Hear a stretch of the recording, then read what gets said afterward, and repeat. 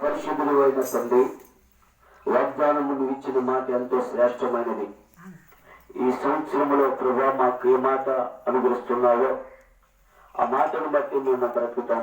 యేసయ్యా, మనిషి వ్యక్తి వల్ల మాత్రమే కాదు కానీ నీ నోటి నుండి వచ్చే మాట బ్రతుకుతాం. యేసయ్యా, ఇదిగో వాగ్దానము నీ ప్రజలకి నీ బిడ్డలకి ఏది అవసరముగా తీసుకొచ్చావో ఆ అవసరాలు మీరు తీర్చండి ప్రభా. మంచి జీవితాలు, ఆరోగ్య క్షేమాలు, నెమ్మది, భార్యాభర్తల మధ్య, పిల్లల మధ్య, కుటుంబంలో మీ ఆశీర్వాదం ఉంచండి ప్రభా. ఏ దిగులు, చింత, వేదన, బాధ లేకుండా ఈ సంవత్సరం అంతా ముందుకు నడిపించండి. కష్టాల్లో తోడుగా ఉందాం, బాధల్లో తోడుగా ఉంటావు, కన్నీటి వేదనలు తీరుస్తావు తండ్రి. తల్లి విడిచినా తల్లి విడిచినా నీవు ఎడన దేవుడు తండ్రి, నీ కొందనాలు చెల్లిస్తున్నాను. సహాయం చేయండి. ఈ నూతన సంవత్సరంలో అడిగిపెట్టిన మా జీవితాలు ఒక నూతనమైన ఆశీర్వాదాలతో నాయన ముందుకెళ్ళటానికి సహాయం చేయమని నీ ప్రేమకు నీ కృపకు అప్పగించుకుంటూ ఘనమైన నీ కార్యములు జరిగించమని నజరేయుడైన యేసు నామములో అడిగి ప్రార్థించి బ్రతులాడి వేడుకుంటున్నాము తండ్రి. నేను నిన్ను ఉపేక్షింపక ఏర్పరచుకుంటున్నాను. నేను నీతో చెప్పి ఉన్నాను, నీకు తోడై ఉన్నాను. మాట ఇచ్చాడు, దాన్ని నెరవేరుస్తాడు. యాకోబు ఒక భయంకరమైన పరిస్థితిలో ఉన్నప్పుడు నేను నిన్ను ఏర్పాటు చేసుకున్నాను కాబట్టి మాట ఇస్తున్నాను. మాట ఇచ్చిన వాడు నమ్మదగిన వాడు.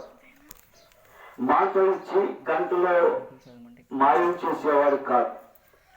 మాట ఇచ్చి ఒక సంవత్సరం తర్వాత, ఒక నెల తర్వాత నేను మర్చిపోయాను అనేవాడు కాదు. నీకు మాట ఇచ్చాడంటే సంవత్సరం అంతా కాపాడుతాడు. ఇది నమ్మాలి. ఇది నగ్న సత్యము. ఆయన మాట ఇస్తే నీ కుటుంబానికి, నీకు, నీ బిడ్డలకి, నీ పాడి పంటలకి దేవుడు సమృద్ధిగా ఆశీర్వదిస్తాడు. చూడండి, ఏమంటే నేను నీకు మాట ఇచ్చాను, ఆ మాటను బట్టి నిన్ను పోషిస్తాను అంటాడు. యాకోబు భయపడుతున్నాడు. యాకోబు భయపడుతుంటే యాకోబుకు దేవుడు వాగ్దానం ఇచ్చాడు. ఏమని ఇచ్చాడంటే, యాకోబు భయపడమాక, ధైర్యముగా ఉండి దిగులు పడమాక, నేను నీకు తోడై ఉన్నాను అంటాడు. అంటే వాగ్దానము, దేవుడిచ్చిన వాగ్దానం అది మనం తీసుకుంటే మన జీవితంలో ఏదో రోజున అది మనకు ఆశీర్వాదకరముగా ఉంటుంది. కాబట్టి ఈ యొక్క నూతన సంవత్సరంలో అడిగిపెట్టిన మనము నూతనమైన ఆశీర్వాదాలతో ముందుకు వెళ్ళాలి. నువ్వు ఏ విషయంలో భయపడుతున్నావో, ఏ విషయంలో ఆందోళన చెందుతున్నావో, ఏ విషయంలో కలవరపడుతున్నావో, అది దేవుడిచ్చిన మాట, మనుషులు ఇచ్చిన మాట కాదండి. చూడండి, ఎంతో మంది మన జీవితంలో మాట ఇచ్చారు కానీ నెరవేర్చలేకపోయారు. వారు నెరవేర్చలేకపోయారు. మాట ఇస్తారు కానీ నెరవేర్చలేకపోయారు. కానీ దేవుడు మాత్రమే మాట ఇస్తే నెరవేర్చగలిగిన వాడు. ఆయన నీ పక్షముగా ఉండగలిగిన వాడు, నీ పక్షముగా పోరాడగలిగిన వాడు ఆయనే. గత సంవత్సరం అంతా ఎన్ని అపాయాలు దాటావో, ఎన్ని కష్టాలు దాటావో, ఎన్ని ఇబ్బందులు దాటావో, ఎన్ని పరిస్థితులు దాటుకుంటూ వచ్చావో, ఈ రోజు నాడు అన్ని తప్పించి నిన్ను క్షేమముగా 2025 సంవత్సరంలో తీసుకొచ్చాడు. మన కళ్ళ ముందు 2024 సంవత్సరంలో ఎందరో వెళ్ళిపోయారు. కానీ దేవుడు మనల్ని క్షేమముగా ఉంచాడు. దేవుడు మనల్ని 25 సంవత్సరం చూడటానికి మహాప్రేమ చూపించాడు. కాబట్టి అందుని బట్టి మనము దేవుని స్తుతించాలి, ఆరాధించాలి. అందుకు ఆ వాగ్దానం తీసుకుంటే దేవుడు నీ పక్షములకు గొప్ప మేలు చేస్తాడండి. ఆ వాగ్దానం తీసుకుంటే గొప్ప ఆశీర్వాదానికి కారకులుగా చేస్తాడు. అబ్రహాముకి ఇచ్చిన దేవుడు మాట ఇచ్చాడు, నీకు నేను సంతానము కలగజేస్తానన్నాడు. సంతానం ఇచ్చాడు. ఏమండి, 100 సంవత్సరాలకి అబ్రహాముకి సంతానము దయచేశాడు. కాబట్టి వాగ్దానం ఇచ్చిన వాడు, మాట ఇచ్చిన వాడు నెరవేర్చేవాడు.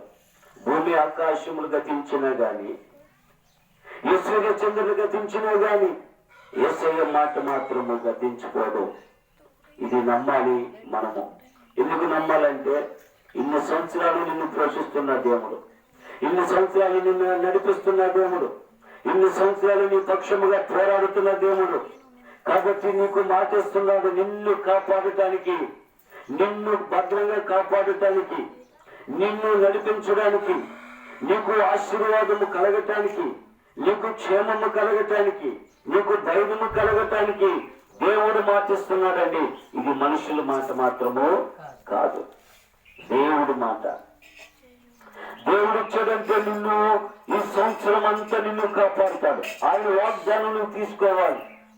ఆయన వాగ్దానం, ఆయన మాట నువ్వు తీసుకుంటే దేవుడు అద్భుతంగా నీ కుటుంబాన్ని, ఎన్ని చిక్కులున్నా సరే, ఎన్ని శ్రమలున్నా సరే, ఎన్ని బాధలున్నా సరే, ఎన్ని ఇబ్బందులున్నా సరే, ఎన్ని తుఫాన్లు వచ్చినా సరే, ఎన్ని సుడిగుండాలు వచ్చినా సరే, ఎంత చీకటి ప్రపంచంలో ఉన్నా సరే, భయంకరమైన పరిస్థితుల్లో నీవు ఉన్నా సరే, అనారోగ్య పరిస్థితుల్లో నీవు ఉన్నా సరే, దేవుడు నీ పక్షములో వాగ్దానము సిద్ధపరుస్తున్నాడు.